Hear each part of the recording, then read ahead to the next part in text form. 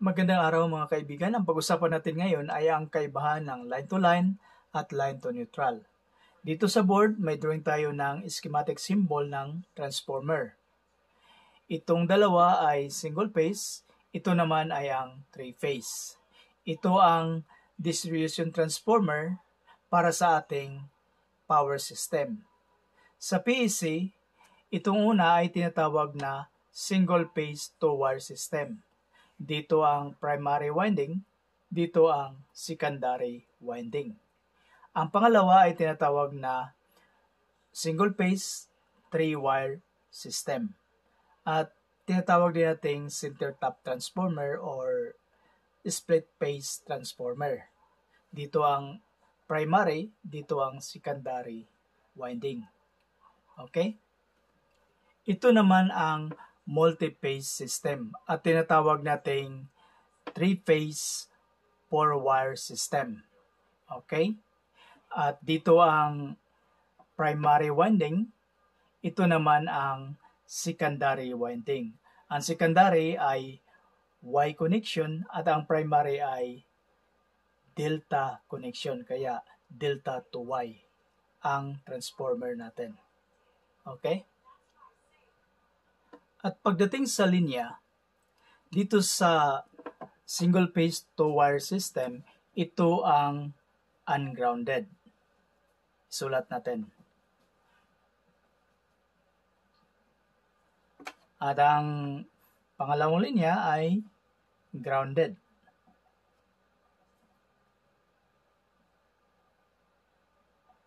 At dito sa single-phase three-wire system, ito naman ang ungrounded. Dalawang linya ang ungrounded. Ito, ungrounded.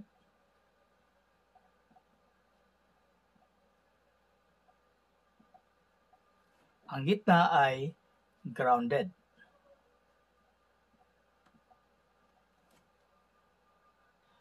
At sa three-phase four-wire system, ang ungrounded ay itong tatlong linya. Ito, at pangatlong linya.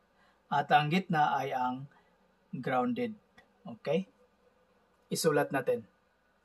So yan ang ungrounded dito sa three-phase, tatlong linya. At ang gitna ay grounded. So ang mga wire or conductor na papunta sa service entrance ay tinatawag nating ang grounded conductors at grounded conductor. Okay? Then, ang center point dito sa Y connection, ito ay tinatawag nating neutral. Ito ang common point. Ang ungrounded, ito ay ang line 1, line 2, at line 3. Kaya mayroon tayong line to neutral or line 1 to neutral, line 2 to neutral, line 3 to neutral. Okay? At kung line to line 1 to line 2, line 1 to line 3, or line 2 to line 3. Kaya mayroong line to neutral at line to line.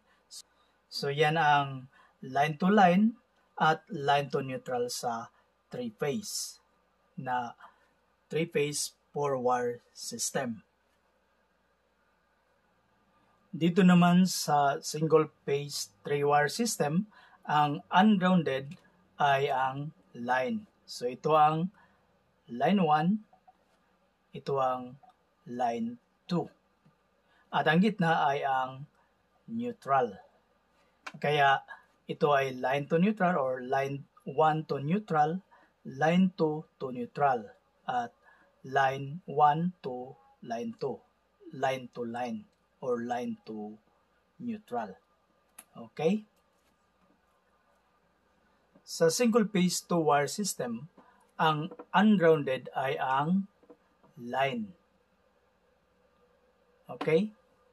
Ang grounded, ano ang tawag natin dito? Kasi may tumatawag na line to neutral or line to ground? Pareho ba ito? Alin ba ang tamang termino? Line to neutral o line to ground? Ngayon, tingnan natin ang PEC, ang definition of terms. Kung ano ang definition ng neutral at ground. Ayon sa PEC, ang common point dito sa delta or Y connection, ang neutral ay itong common point. Okay? At dito naman sa single phase 3-wire system, ang neutral ay itong gitna, ang midpoint. Okay? At ang neutral conductor ay ang nakakunik dito sa gitna dito at dito sa common point, ang neutral conductor para daluyan ng current. So yan ang definition ng neutral at neutral conductor. Then, tingnan din natin ang definition ng ground. Ayon sa PEC, ang ground ay ang earth.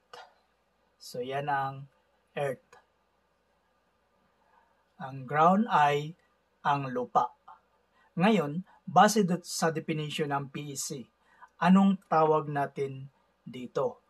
Neutral o ground? Para sa akin, tawagin ko itong neutral. Kaya masabi ko na line to neutral. Okay? Hindi po line to ground. Kasi ang ground ay ang lupa. At ang lupa ay hindi dinadaluyan ng current sa ating wiring installation. Ito ay dinadaluyan ng current. Okay, explain natin kung bakit line to neutral ang tawag natin dito sa single phase 2-wire system. Itong linya na to ay grounded.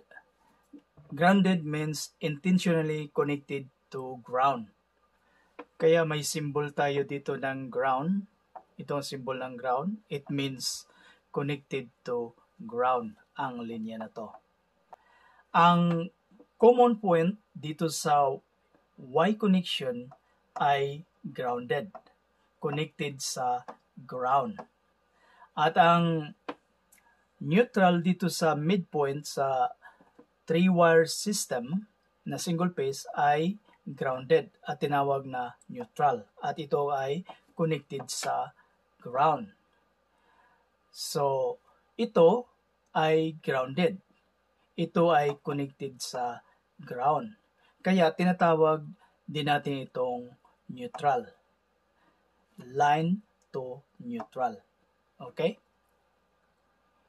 Isa pa, ang neutral dito sa common points sa 3-phase at midpoint dito sa center top ay current carrying at nagbabalance ng unbalanced current. Kung hindi balance ang current dito sa line 1, line 2 at line 3, ang neutral ang nagbabalance.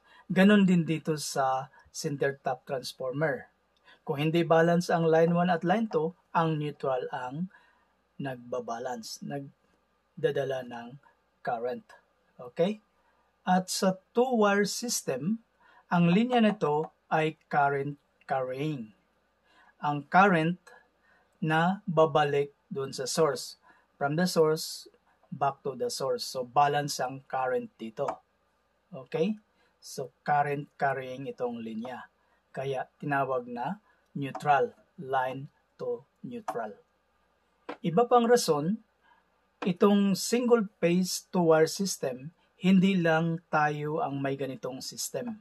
Sa ibang bansa like UK, India at iba pa, ang distribution system nila ay ganito sa single phase 2-wire system. At nakasunod sila sa IEC standard. Kaya ang tawag nila dito sa linya na to ay neutral. Kaya line to neutral. Then, ang electrical system sa atin sa Pinas ay nakaharmonize din sa IEC. Kaya ang nominal voltage natin ay 230 volts. Since harmonized tayo sa IEC, ang linya dito sa single phase two-wire system ay line at neutral. So, line to neutral ang tawag natin dito. Okay? At ulitin natin, sa power system, ang tawag natin dito ay single phase two-wire system. Ito ay single phase three-wire system. Ito ay multi-phase or three-phase four-wire system. Okay? Hanggang dito na lang mga kaibigan. Maraming salamat sa lahat na nag-subscribe na ating channel. Thanks for watching.